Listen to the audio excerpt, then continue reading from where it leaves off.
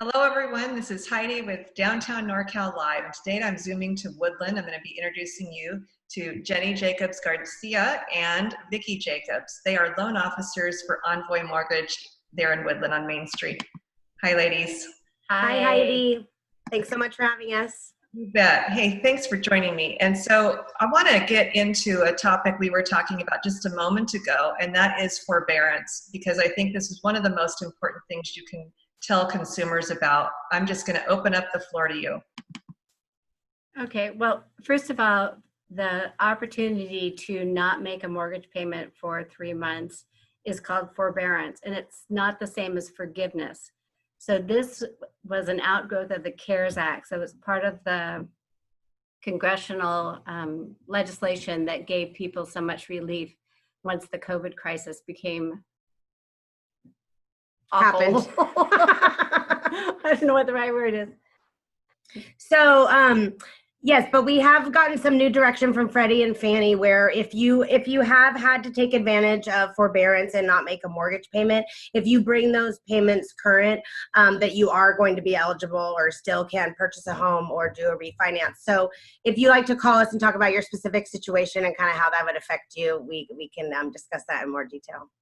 I think the key thing is that when the Congress wrote the law, they didn't want it to affect your credit scores. So the credit reporting shows that you're in forbearance, but if you have chosen not to make a mortgage payment, it doesn't have a negative effect on your credit score.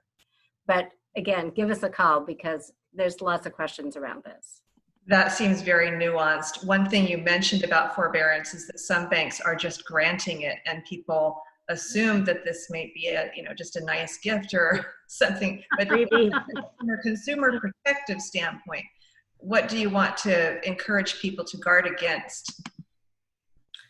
I think that if you can make your mortgage payment, you should, because it's really not free money. It's just adding that additional month onto the end of your current mortgage term, or in some cases, some lenders are having you pay back that amount of money at the end when you start making your payments again, which doesn't really make sense. So, but I think that's what it's about. Yeah. Okay, so caution is advised. Now, take it back to the lighter notion. Yeah. I've never interviewed a mother-daughter team to date, and you are the right. Here we are.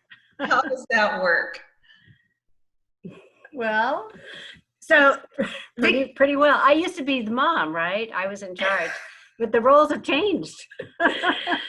So Vicki's she's been in the mortgage business for a long time, and I moved back to California after being on the East Coast for a long time, about 5 years ago, and I was missing people and working from home and looking for a new career, and so she invited me to come join her in the mortgage business, and it really has been a great opportunity. I mean, what would I do without her? All of her knowledge and everything that she's taught me. This is a crazy business with a lot of things to remember, programs, things that change daily, hourly, and so it's just really nice to be able to have somebody, a partner. Yeah. It was pretty lonely before, actually. Oh, well, I love what you have done with that, and it just shows that there are all kinds of business relationships we can establish, mother-daughter. So there you go. In terms of your business, how has COVID impacted you? Well, I mean, I think it's driven it more to online presence. So we do, actually over the last few years, I'd have to say that more and more clients would choose not to meet face-to-face. They were comfortable just having us send illustrations and talk about rates and programs over the phone. And now that's become more the norm because people typically don't want to come to the office or don't feel the need. Yeah, and there's a lot of tools that can allow you just to share information with people and then have a phone conversation where you're both looking at the same information so you can kind of explain it just like you're in person. I mean, I think if anything, it did hurt the real estate industry at the beginning in terms of like open houses and how we have to do things. And but that's coming back. I mean, I've been doing some purchase contracts too. So in addition to refinances, with the rates being so low, people are still buying homes because maybe they couldn't afford a house 6 months ago, but now that the interest rates have gone down into the low threes, they are now able to afford that home that they couldn't afford before. So it really is a great time to buy or refinance. And so those transactions, which are you seeing more of? More refinance at the moment, but purchases are still happening. I think that's really the message too. If you want to sell your house, it's a great time to sell your house. There's lots of buyers. Yeah. You said very little inventory before. And so who Yeah. are the buyers? Where are they coming from? I think that, you know, some of them are people who are moving up, but they've spent so much time in their home during COVID that they've found out the things that they don't like about their house, so that they're moving on to something else. I also think that even prior to the crisis, we have a huge influx of Bay Area people in Yolo County.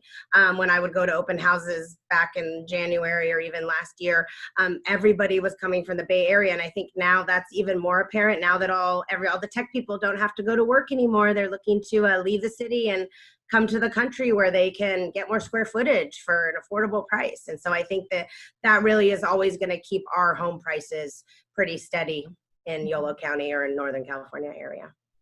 One of the things you've adopted are the creation of videos that are giving people quick tips. And so, do you want to talk a little bit about that? So because of the crisis, and you know, we are very active in the local real estate community with affiliates and the other realtors. And so we're used to seeing those people every day. And when that stopped happening, we were like, man, how can we communicate with everyone? And so I made Vicky start making videos with me where we just, you know, at the beginning, there was a lot of things happening. Like I said, daily, weekly, people were wanting to know what was going on with the market and what was happening. So we did start sending out videos via BombBomb, an email service that we have, and putting them on social media, just trying to let people know, keep everybody abreast of like what was going on, because there was so much unknown. Yeah, and we like forbearance. That was one of our big videos that we did to kind of let not only the real estate community but also individuals know, you know, how to handle that and what it really means. And where are those videos hosted?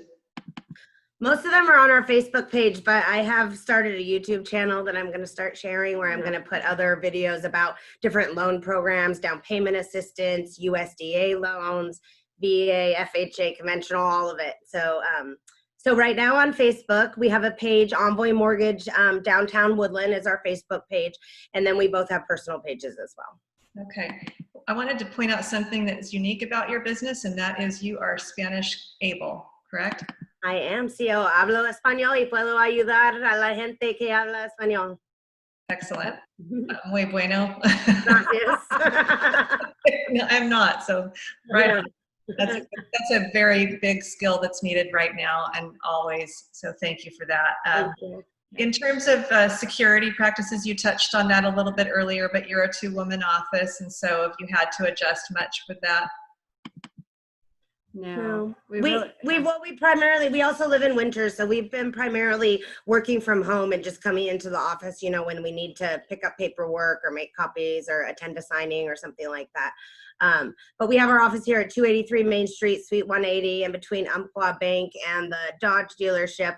So yeah, we're just here plugging along. Yeah. So we did discuss forbearance as one issue, but you know, you are probably seeing some clients who are in crisis, and how are you advising them? What are you gonna say about that? So, I mean, when we look at a person's situation, like, let's say that somebody does want to buy a house and maybe they have some credit issues or something, we really love to meet with those people and give them a plan so that they know what they need to do and what steps that they need to make in order to make those home ownership dreams come true for them. And so I think it's about working with people and helping them figure out what the best situation is for them and what's currently happening to them. Yeah. And you both live in Winters? Yep. Yeah, we do. Born and raised, actually. Okay, so you're business owners or business practice in Woodland, and you live in Winters. What are your concerns for those two cities? I think primarily, I mean, it's just really hard for small town retailers and businesses to stay in business, you know.